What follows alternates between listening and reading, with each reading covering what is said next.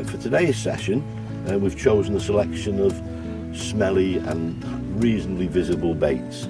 The reason for this is the River Wye at the moment is up a tad.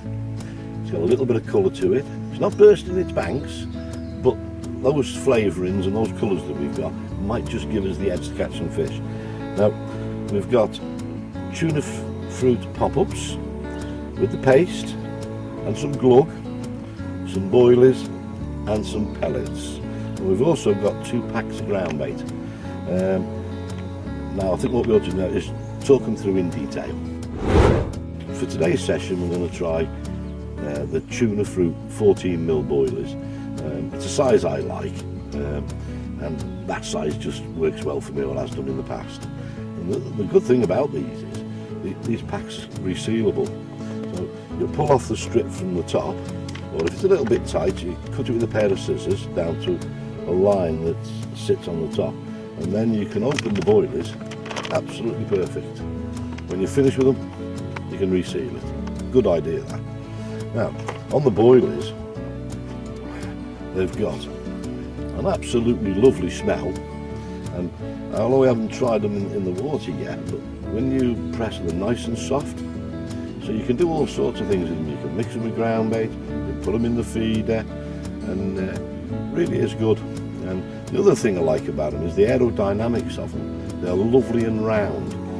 Now this I find very important when you want to catapult some boilers at any distance.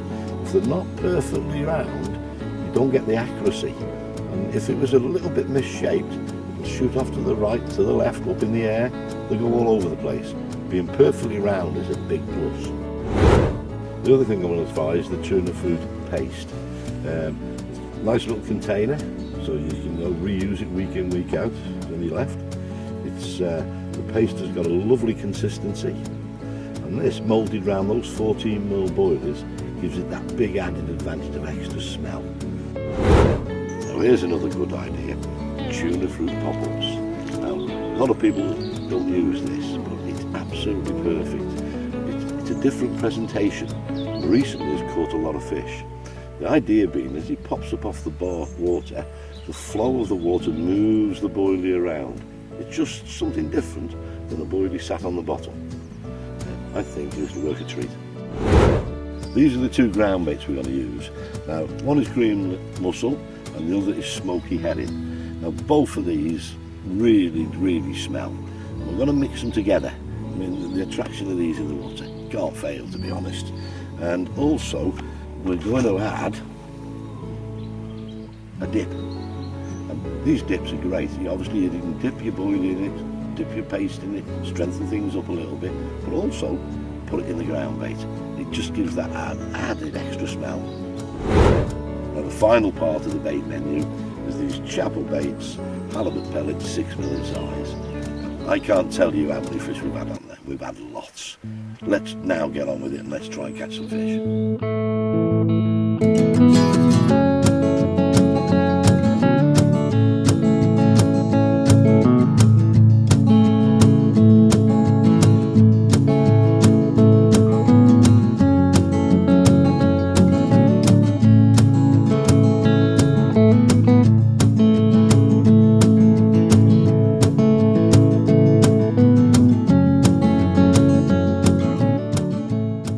Let's look at our chosen swim for today.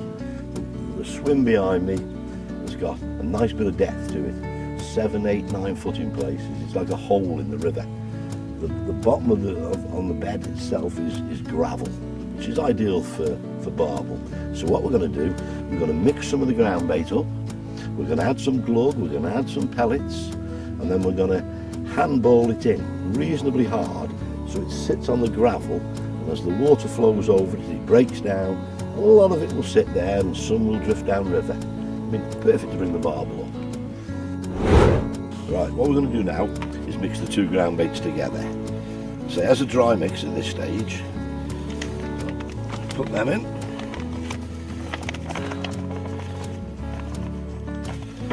And then you get a nice consistency and you get a nice equal spread of each of the ground bait. So it's nice and dry, that.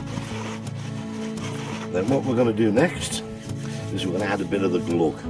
Now the reason I put the glug in before the water is that I find when you tip the glug in, spread it round, don't have to mix it up too much, then when you add the water it tends to thin it a little bit and it just seems to get it more consistency in the mixture. So put a bit of that in.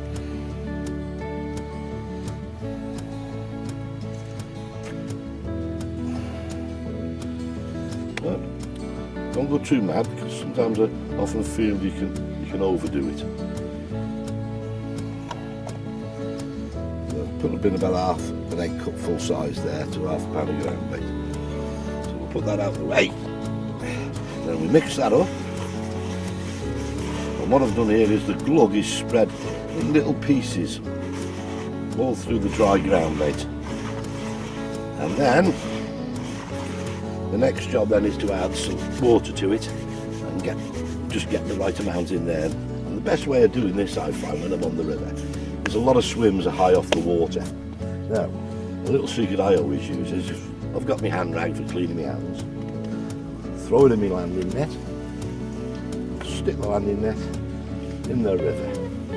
Now, the good thing about this is safety. I ain't going to fall in from this distance. Then bring in my landing net. The rag is nice and damp now.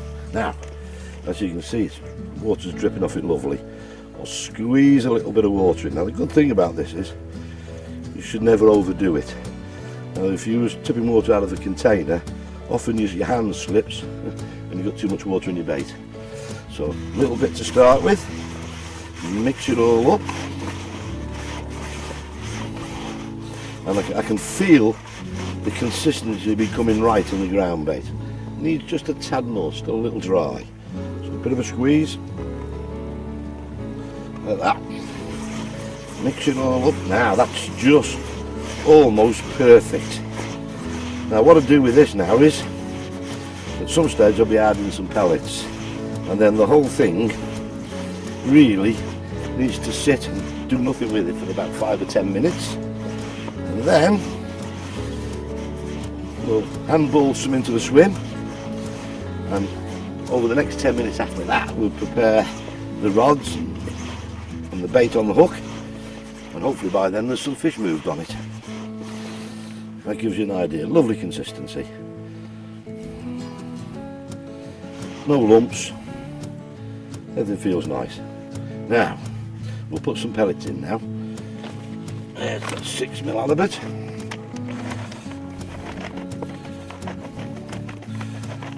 These are, I often use 4mm, but 6mm is good when you're using an open-ended feeder. On some of the closed-end feeders, you're really restricted to 4mm pellets to get them to flow out. But on an open-ender, this is great. And again, you can see the consistency. Not too many, not overdo it. But you can imagine what that looks like on the bottom. It'd look that good, I could eat it myself. Now here's the finished job. I've mixed half a dozen tennis ball size, and these are, as you know, as you've seen earlier, mixed with pellet. But two pounds of ground bait, pellet, and there's a few broken boilers in there as well. They've been nice and soft, nice and smooth on the outside, but firm enough to sit on the bottom and break down slowly. And the next job is we're going to introduce these half dozen balls of ground bait and let them sit on the bottom for a little while, and they'll slowly break down and trickle some bait into the swim. But we're not going to put any baits over them for about 20 minutes, half an hour.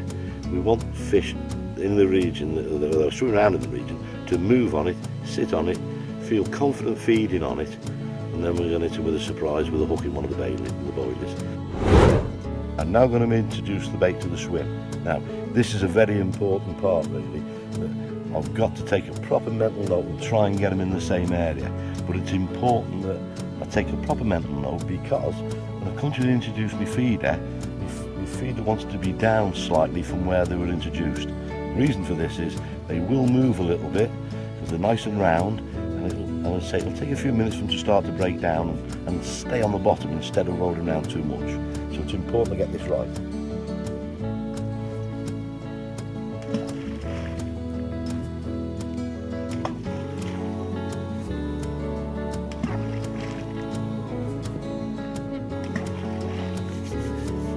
just about perfect, not too far out. I just wanted them on the edge of that crease. And by the time I come now to put my feeder in, I'll be roughly 20 foot, 25 foot to the left of where they went in, which is where they should have settled.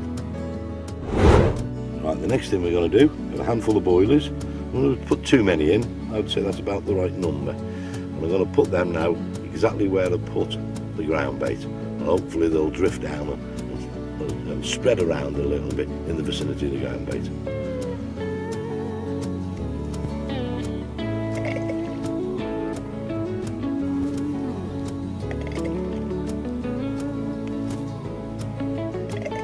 Spread around just nice. Right, the tackle we're going to use for today is got a Shimano reel loaded with 12-pound line. That's attached to a 1.75-pound barbel rod. Running lead, a nice size feeder with a stop, or buffer bead as they're called. And then the hook length in this today is on a short length, and this is a short length of fluorocarbon, about 10 pound. With a number size 6 hook and a simple air rig with a bit of tubing on to keep it nicely lined up with the hook.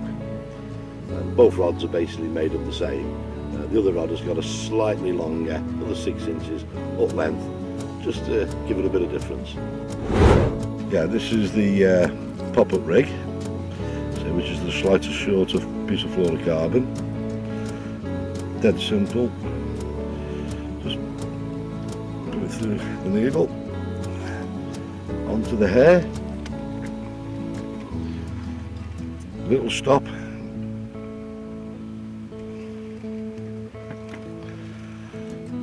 Just trim it off so there's just enough to hold the boilie in position, and there we go. Perfect. Right, that's the boilie attached to the hook length. Now I'm just going to fill the feeder up with the ground bait and pellets. Don't want it too firm, but firm enough to stay in on the cast and get it down to the bottom where it should come out nicely. That's it, nice 2.5 ounce feeder, so it should hold bottom on or around about where I introduce the bait.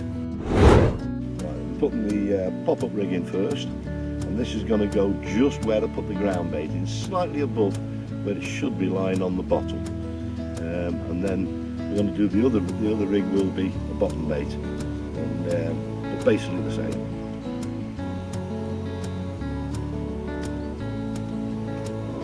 Just lob it on or about where we introduce the bait. Let it go down, bottom, and we'll tighten up.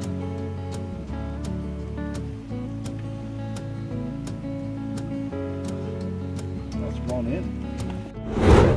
We've got the first rod out now with the pop-up on, and that's slightly closer in than where this is going to be. This one's going slightly further out to allow the water, pressure of the water to pull it round and end up a bit further downstream than the other rod. And this to say is the slightly longer hook length with a bottom bait boilie on as against the pop-up. Again the same, the feeder's loaded with the same ground bait. Let's get it in and try it.